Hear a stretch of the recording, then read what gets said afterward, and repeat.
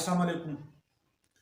د افغانستان موجوده حال د اشرف غنی دور حکومت د سقوط نه بعد د طالبانو دور حکومت څومره مشکلات طالبانو ته دي، امارت اسلامي ته څومره مشکلات دي، بارني دور چیلنجز څومره دي، د دې ټولو لپاره حل او پراپر لار څه ده. د ټولو اول د اشرف غنی دور حکومت کله ختم شو او د طالبانو حکومت په افغانستان باندې رالی، نو زه د دې یوې خبرې لږ وضاحت کوم چې په پاکستان کې هر سړی دلته پیدا شوی او دلته ژوند کوي هغه پاکستانی دی. چې په امریکا کې کم کس پیدا شوی په امریکا کې ژوند کوي هغه د امریکن دی. دغه رنګې په افغانستان کې چې کم کس د خاورې سره تعلق ساتي هغه افغانی دی. خو هغه اشرف غنی، خو هغه طالبانو مشرانی، خو هغه هبیت الله، خو هغه بل یوي، خو هغه مولوي یعقوب، لکه څومره حق د مولوي یعقوب دی دغه عمره د اشرف غنی هم دی. د څومره حق د اشرف غنی دی دغه عمره د حامد کرزي هم دی. د څومره حق د حامد کرزي دی دغه عمره د هر یو افغان حق دی. خو موږ به مرسته چا سره کوو، ملګرتیا به چا سره کوو چې کم په افغانستان خپه کیږي، کم د افغانستان په خاور خپه کیږي، کم افغانستان یو خود مختاره او بهترین ملک جوړول غواړي. نو اوس کله د اشرف غنی دور حکومت ختم شو، افغانستان سقوط شو، واک اختیار امارت اسلامي لورلې.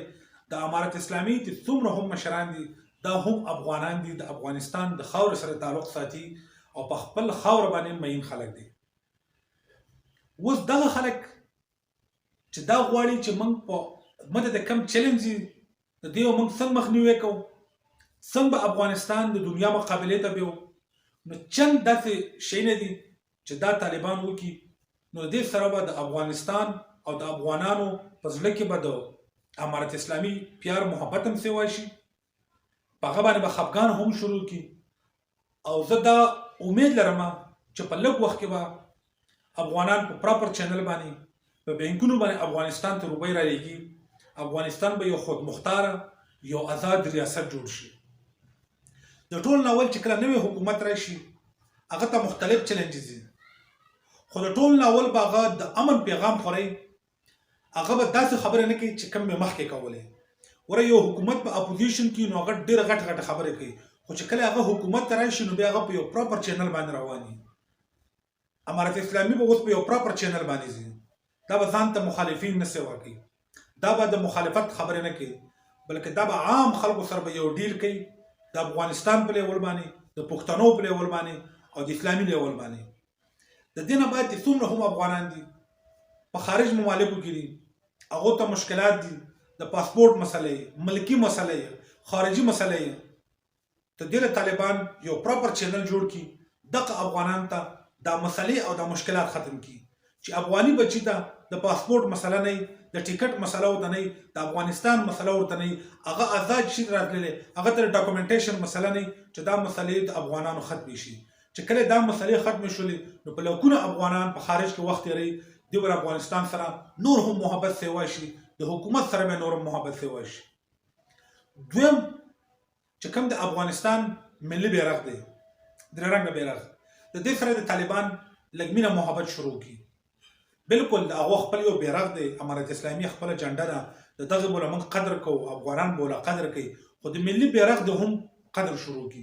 او کله امارت اسلامي د ملي بیرغ قدر شروع کو نو افغانان پښتانه دا به امارت اسلامي خپل کی، دا به د خلکو سره مینه محبت شروع کی. چې کم کسان دا غواړي چې دیو زمنګ نه ملک واغستو یا زمنګ بیرغ ختم کو، دا غو په ځړه کې به هم د امارت اسلامي محبت پیدا شي او افغانستان به یو خود مختاره او یو خوشاله ریاست جوړ شي. او دریمه خبره ورا د ملک سیاست یا ته ملک مخکې به نو په دې کې بعد ستاسو څومره هم مفکر دي، قابل شخصیت دي، دا ټول به یو پیج راولي.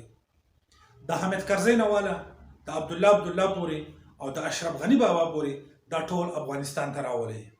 د دې سره کېنی خبره وسره وکړي، مذاکرات وسره وکړي، آیډیا ته واخلي چې کله دې خلکو سره تاسو مینه محبت شروع کو نو چې خلک د امارت اسلامي مخالفت کوي یا دغه سره نظریه یا عقیده نه برابرېږي نو هغه به هم د افغان حکومت سره مینه محبت شروع کړي.